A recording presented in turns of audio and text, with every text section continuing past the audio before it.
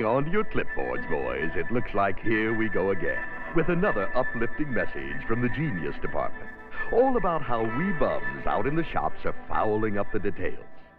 Well, let's us tell him something about these customers of his who are always so cotton-picking right.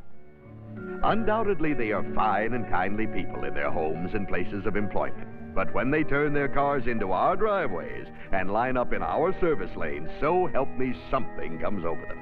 And what comes over them is they turn into types. The first type, as who needs to tell us, is Cheapy the Chiseler, a sort of private Bilko who will happily spend $5 worth of time, our time, trying to con us out of a 50-cent part. Whatever needs fixing, it's because our boys broke it when he was in here for a tune-up 2 weeks ago. 2 years ago on the record. He's always trying to stretch the warranty into a perpetual subsidy for free repairs, including oil changes, filters, and broken windows. He hasn't yet figured out a way to stick us for his gasoline bills, but he's working on it. And next we have Sniffy, the Suspicioner, who writes down the mileage so she can tell if we drive her car in drag races when she leaves it with us overnight, and puts ink marks on her spark plugs so she can tell if a mechanic steals them and puts in old ones. She knows all service departments are crooked. It's just how you're going to jip her this time. And of course, this is the doll. If we do skip something on the order, but it goes on the bill, this is the one it'll happen to. Of course, the male version of Sniffy is, oh, here he comes now, Creepy the Stroller. Sometimes known as Harvey the Hoodlooker, walking around the stalls and sticking his neck around every mechanic in the shop. We lose more mechanics this way. Well, stroll around if you must, but let's not become emotionally involved.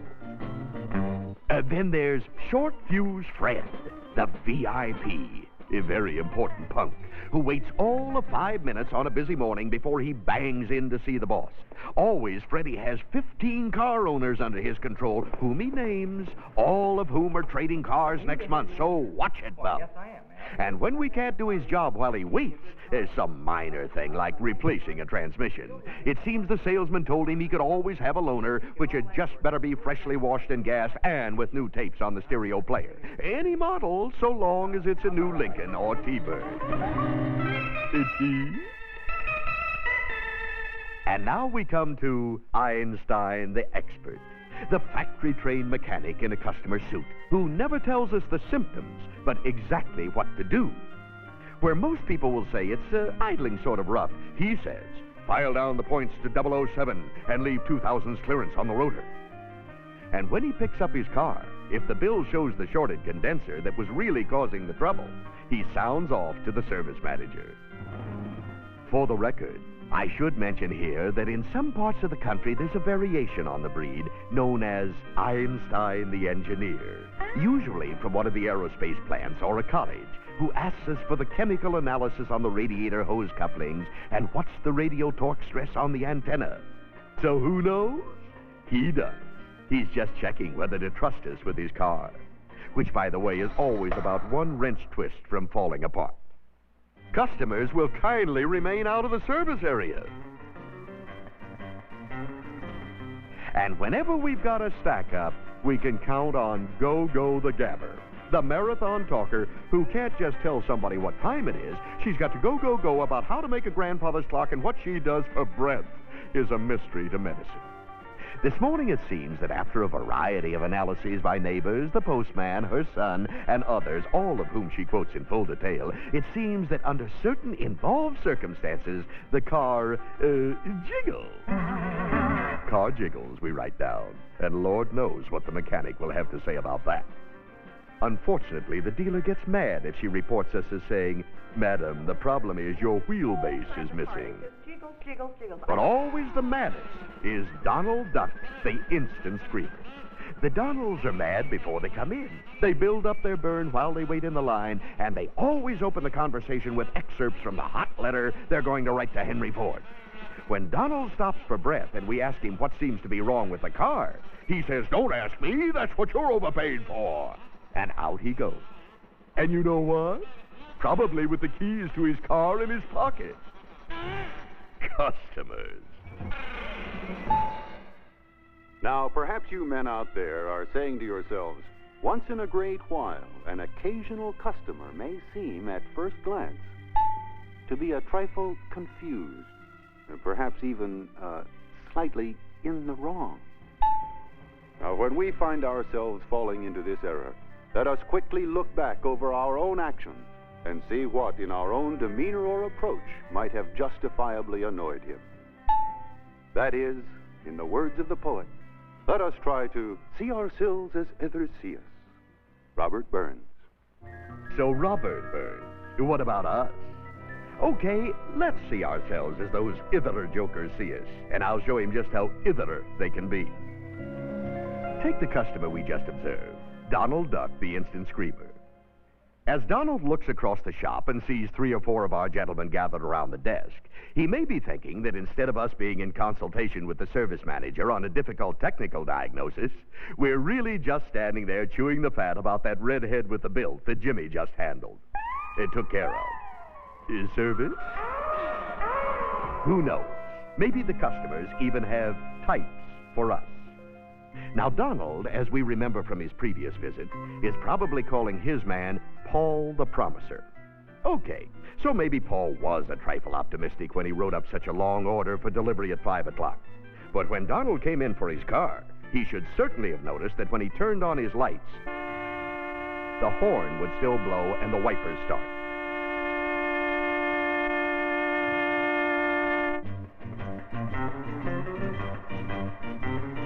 Customers will kindly... thank you. Where was I? Oh, yes, seeing ourselves as ithers and so on. Well, just because Sniffy, the suspicioner, has time to spend hours on her makeup every morning, she has no right to make up names about Sloppy George. When this is still a free enterprise democracy, where no law says you gotta shave every day, and a cigar is a lot better than dying of lung cancer. Besides, he's just chewing it. And who can keep looking like Mr. Clean all day with all this gunk around? So maybe George drops a few ashes on her carpet. It keeps out the moths. And that little grease job George did on her steering wheel was charging her for it. Now, our finicky friend Einstein probably regards himself as merely the orderly type and looks on his service writer as Doc the Disorganized.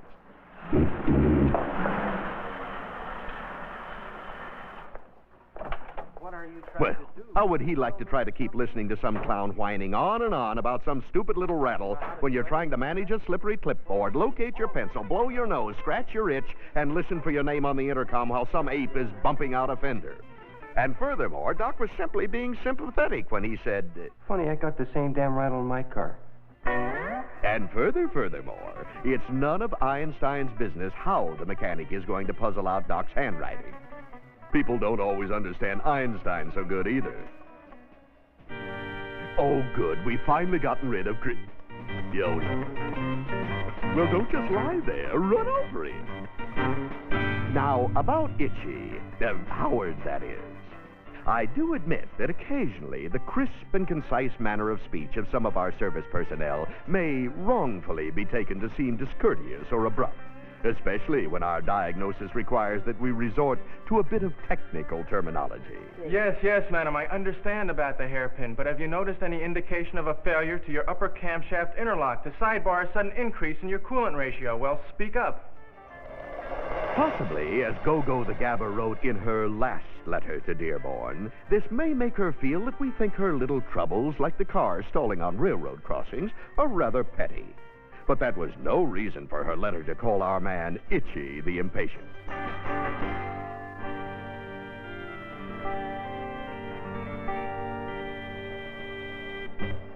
Customers will kindly... Oh, nuts. Give the creep a time card. Now, all of us realize You suppose those jokers really think those things? You know, it is a fact. Somehow, we're not able to spend the time on them that we used to. You guys notice that, too? It was the same way when I was at Town and Country. Why is it anyway? What's happened to the business? I'm glad you asked me that. In defense of our service personnel, everybody in the company realizes that you are working under a heavy service load, often very heavy, and the load has 2 major causes. First, and this is one thing you'll admit the customers are right about, They've been buying an awful lot of new Fords and Mercury.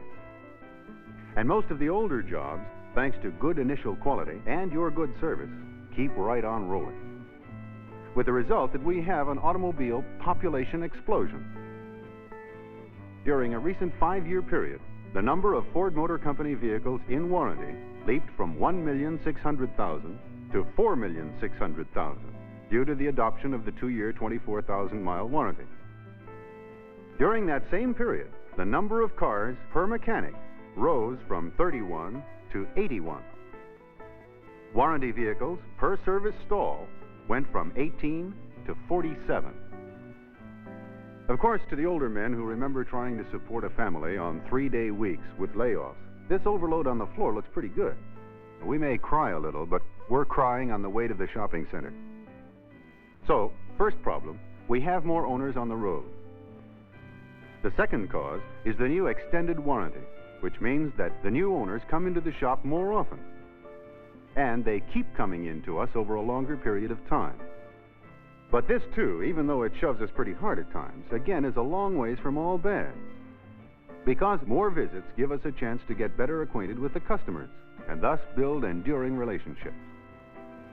Also, more visits keep the owners loyal to us, and away from the gas stations and 2-bit garages. So we do some non-commissionable work. So we gain the security of that steady paycheck. And as we all know, the owner who comes in for some free service is a good prospect for a commissionable accessory or replacement sale. Anyway, hot or cold, the fact is, we're going to be in this crowded condition for some time to come. And we can either switch jobs to a Studebaker dealership or roll with the overload and figure out some ways we ourselves can relieve it. What ways? Well, that's a problem which you men out there on the firing line can work out better than anyone else.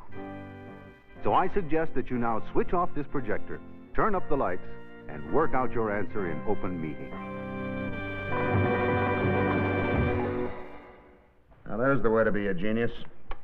State the problem and walk away while we figure it out. Well, anybody got any bright ideas? Well, you used to come by Town and Country once in a while to see Oscar. Remember that sign he had tacked up over the service desk? Illegitimi non-carborundum. No, the one over his desk. Yeah? Yeah, I do. Do it right, do it once. In other words, do the job right and complete the first time the guy comes in, and save all the time we spend on those nuisance callbacks. If you think that's going to stop Donald Duck from screaming, you're a dreamer. Sure.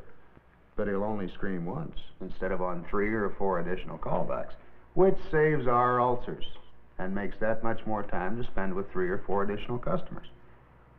Well, anyway, let's do like the guy says and try to figure out the main causes of all these repeats and callbacks. Any ideas? Okay, you asked for it.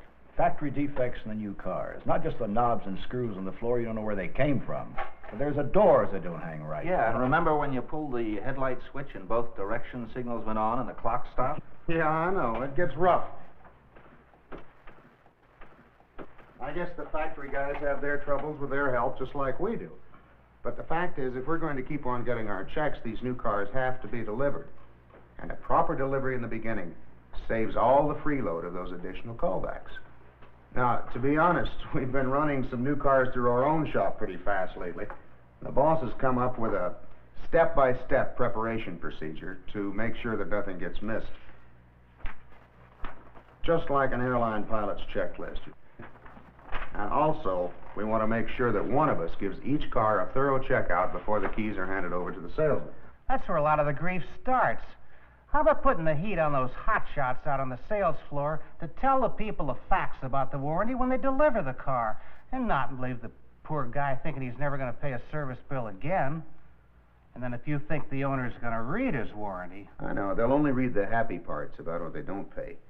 Of course, to give those hotshots out front their due, a lot of the new cars get delivered on nights and Saturdays, and when the buyer's in a hurry to get his new rig home and show it off to the neighbors. So actually, the salesman doesn't have much time to do more than show him which end is front. So I guess it's up to us. If we're going to get the grief in the end, we might as well try to block it off in the beginning. So we make sure we tell the customer he's going to have to pay something as we write up the order. Of course, we'll accentuate the positive a little. This new warranty sure is a good deal, saving you $20, $30 in this job alone. Because all I have to mark up for you to pay are the normal supplies you have to buy anyway. Oil change, filter, and so on. Actually, the warranty is with us from now on, so we might as well live with it. But it isn't the whole cause of the problems. To be honest, there are a couple or three things we do ourselves that add to the workload. One, of course, is wrong diagnosis. Sometimes the customer misleads us. Sometimes we don't use the diagnostic equipment we've got in the shop. Sometimes we're just in too much of a hurry. And a mistaken instruction on the work order means wasted labor, which we don't get paid for, and the double workload of the callback. You know, in an occasional, really puzzling case, we might consider that last desperate step of climbing in behind the wheel and driving the car around the block. If not right then, at least before the mechanic starts the work. And another thing, it doesn't take long on a really tough one to check the customer's file and get the history.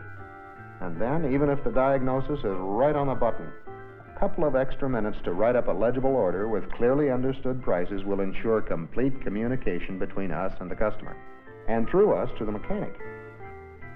Those few minutes will save a lot of minutes later in the week when the job doesn't come back to be done over again. And finally, that prime cause of the 5 o'clock firefight, the items that were listed and didn't get done. Sure, it's a temptation to check off the cream items and pass over the sweat jobs. But if the guy was bugged enough to have us write it up in the first place, he isn't going to forget it. And if we miss it, he's going to spend more time coming back to chew us out and more hours in the stall. Now, the answer to all of this is straight ahead. First, we keep tab on our jobs at intervals during the day to make sure all the items are being done and done right. We make a personal list of parts on order for our jobs to follow up. We road check the car if the work calls for it.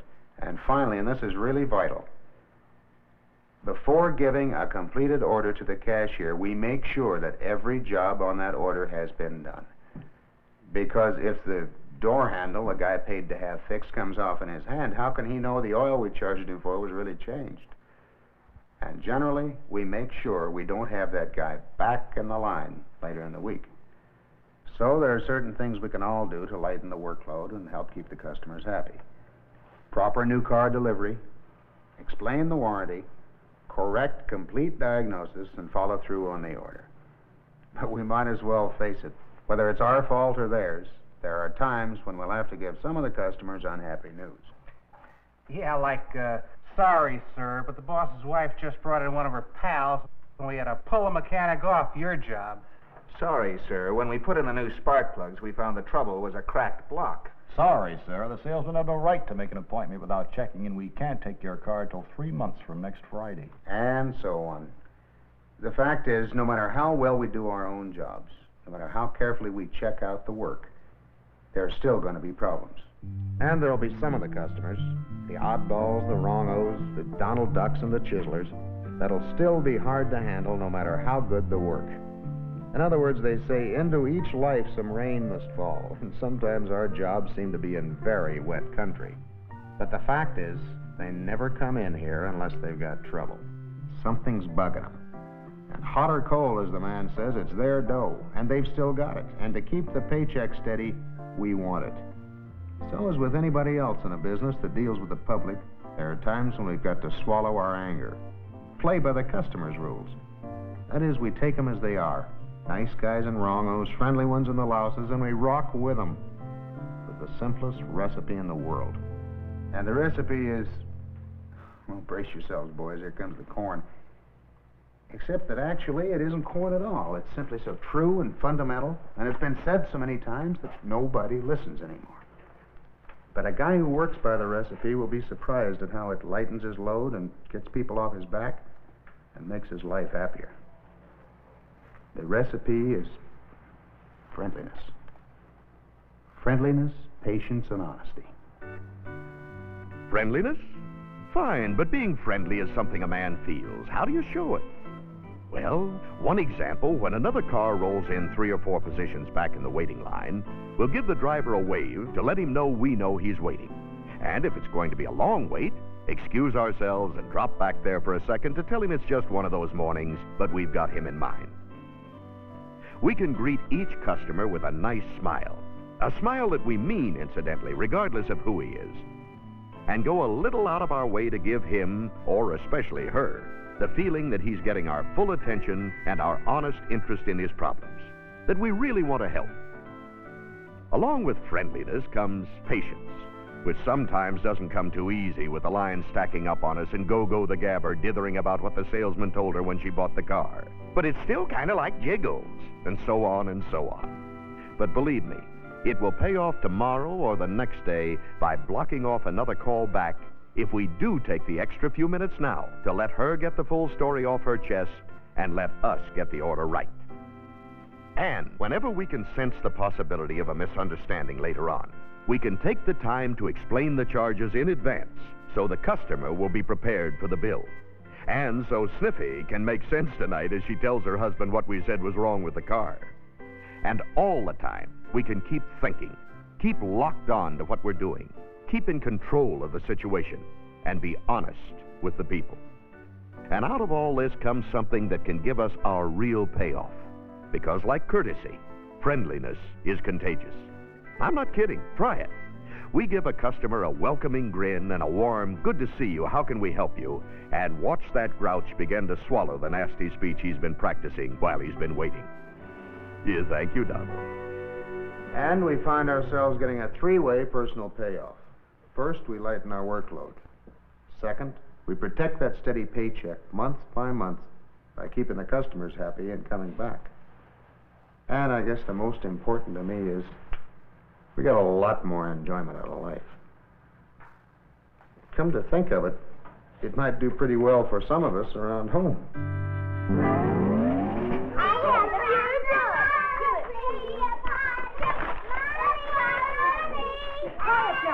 Quiet down. Now, start putting your things away. Your father's going to be home any minute. You know how he is when he gets home from that shop.